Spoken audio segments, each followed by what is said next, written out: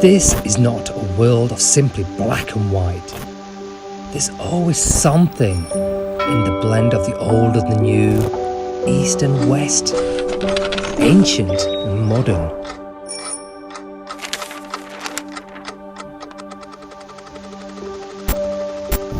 A 100 years ago, prosperity of Taikilui and Chunchi Road were nowhere to be seen, but here was already a king of kings. The fried egg noodles, old post office, Yulai tea house, and the Panzu Shi, the glory of the city at the beginning of the last century, was witnessed here by generations of locals and visitors. Its name is Huaxing Street. I'm Kampanisa, observing urban renewal in China. And what will I find today?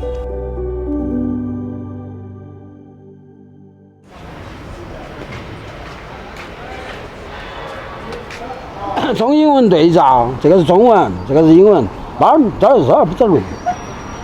哎，你英文进步啊！我干到的是，我晓得啥子哦。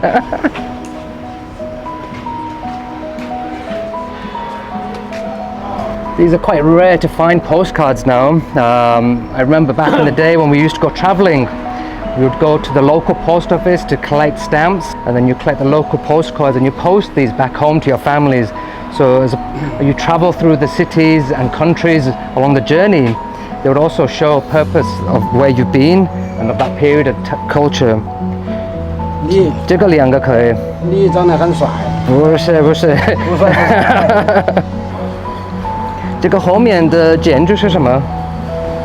这个是1930几年修的中国邮政成都市邮政大楼。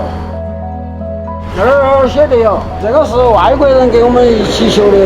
We find ourselves at Chengdu's historic quarter. Now let's start the day at one of the best preserved Western and Chinese architects designed buildings in Chengdu.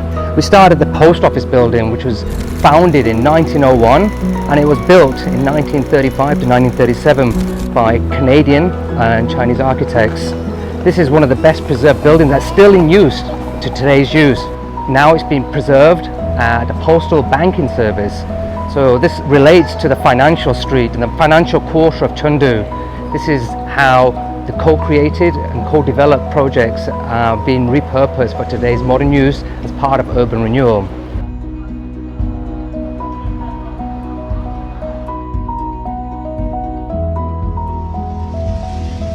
So very lucky to find this unique collection of Chengdu Makes Dreams Come True. This is the representation of the University Games going to be happening in Chengdu next year. So I'm sending this postcard to my parents. Let them know we're missing them all. We haven't seen them for a while, and we're going to welcome them to the games. That'll be happening in August 2022. Sending this postcard with love from Chengdu.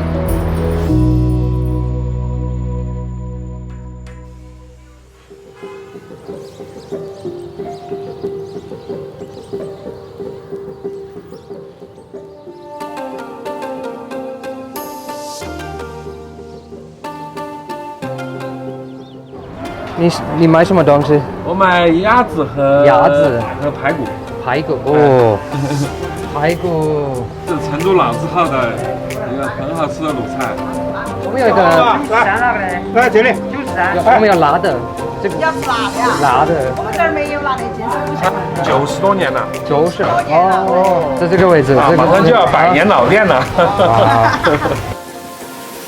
你住在这里？这个位置还有点远，专门过来买的。我住在温江的。温江的，哇，你过来在这里今天就买那个就买卤菜回去。很厉害。Wow, people traveling from the west of Chengdu just to catch this on a Sunday morning. It's quite unique. 谢谢啊，拜拜。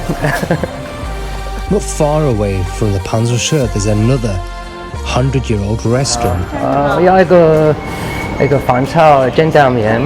几两1两。要不要辣椒？要辣椒一点点，还有一个老肉蛋。With the rise of many fly restaurants familiar to Chengdu people, this old street brought a worldly atmosphere to the food culture of the old Chengdu. Who would have thought that the Yulai Tea House, which is now being renovated, and the future Chengdu Sichuan Opera Art Center would be followed by these diners in those years? But still, I found a folk theatre on this street.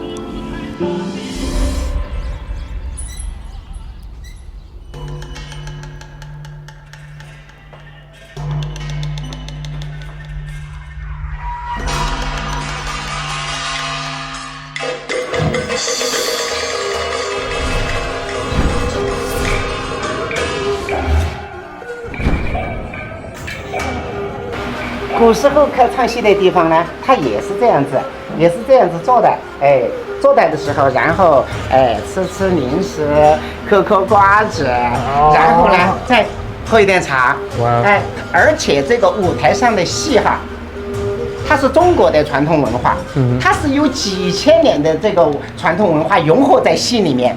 你要了解它当地的那个文化，你就去看它的戏，当地老百姓过日子的，然后搬上了舞台。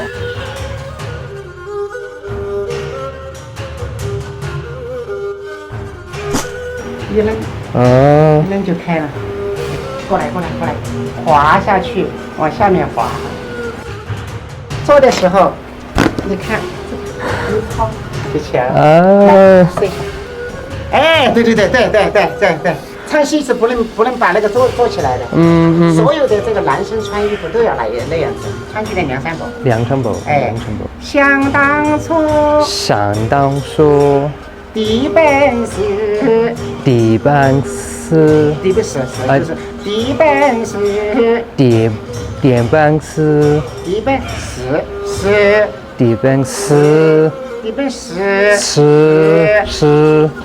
想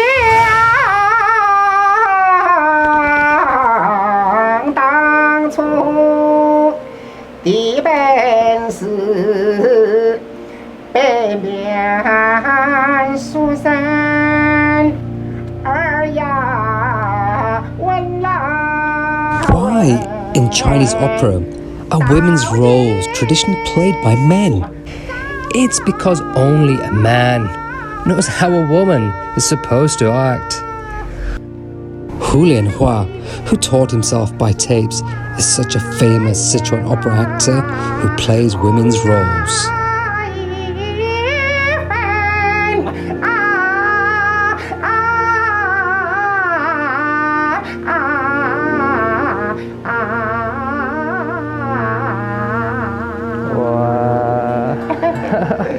Normally on the other side of the camera I'm watching the experience and being immersed in it, but today being so close up to Huaxing and understanding the intricate details behind this storytelling is very different. It's quite unique, and how powerful his voice is being so close up, and the story I think I need a lot more practice, a lot more lessons here with Huaxing to understand and be able to perform with him one day.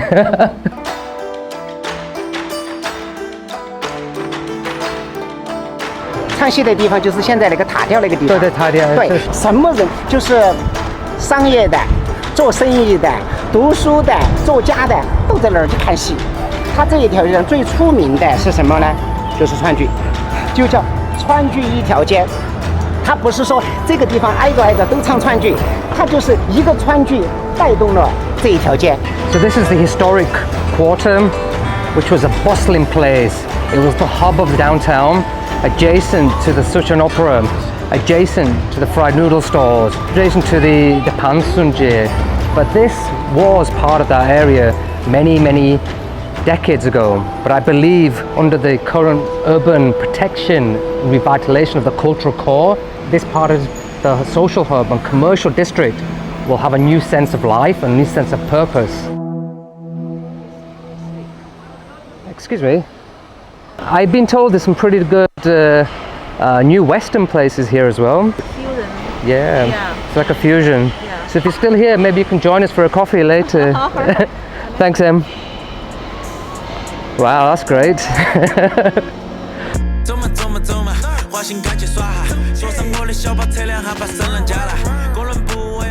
We're coming up to lunchtime now, and you get some very new brands that have come to this part of this street. The purpose over a year ago was to bring in something Western, something that combined the culture of both places. The new brands that bring in with them the young, the affluent, but also the creative types to this part of the city. It's been making this place more humane, more livable.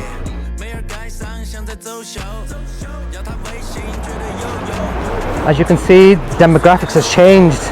We had the old and the seniors earlier on in the day. Now we've got a very youthful crowd. They're coming to start to eat, to dine, to experience both traditional Sichuan chicken soup, and then also we have a very unique Western food restaurant. It's a very strong female orientation here. It's how the Chengdu's development of the city and its gender equality and diversity. So this place represents the future of Chengdu. Let's take a look inside.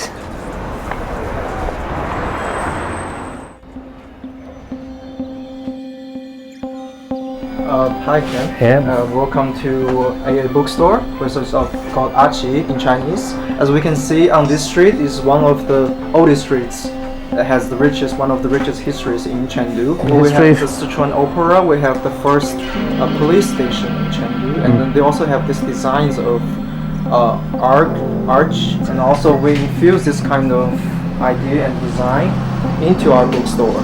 The whole place, the whole bookstore is part of the urban renovation project of this neighborhood. So it's both a spontaneous from the people and also from the government. So it's a collective work. Okay, so this is quite unique to find this co-creation, Yes. actually the dialogue between governance and also between the people who live here, work here. And I think this is kind of a very key feature of how architecture, urban planning can fit within the local context. Yeah.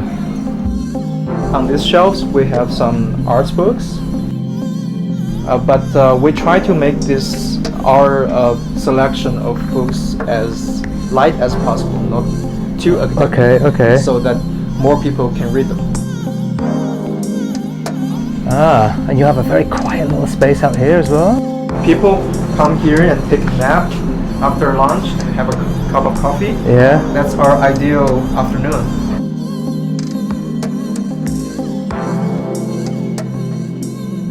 I would say it's a concentrated expression of Chengdu's lifestyle. Just in this backyard. You see the flow of winds, you see the silence of the city, and also you just remove everything and then enjoy your own world. This backyard instantaneously becomes yours. Yes.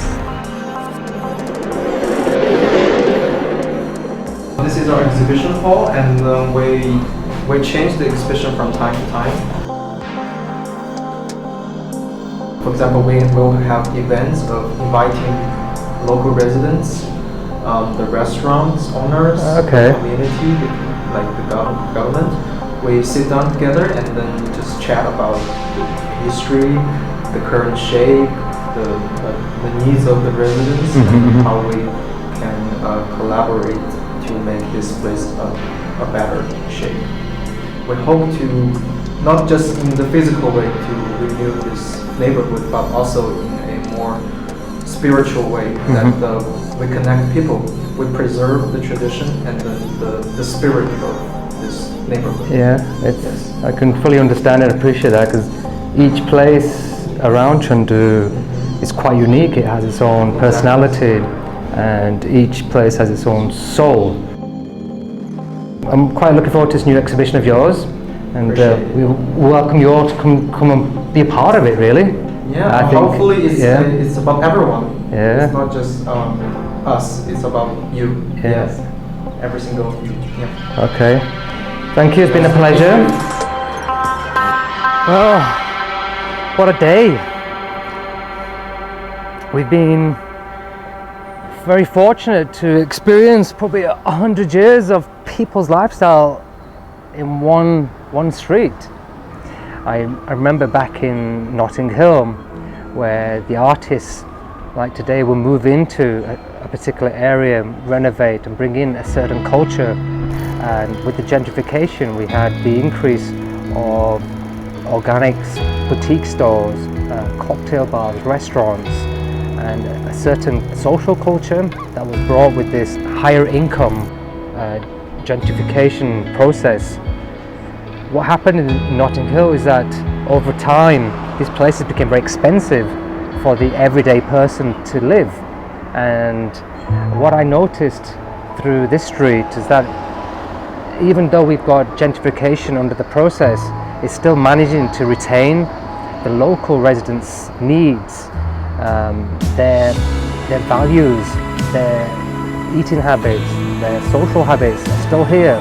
It's part of the context. It's a different type of gentrification, if you understand. I guess Chengdu's own way is finding its own way as part of the protection and cultural preservation. If you really want to find out of what it takes to be part of this new charming city, trust me, come and pay a visit.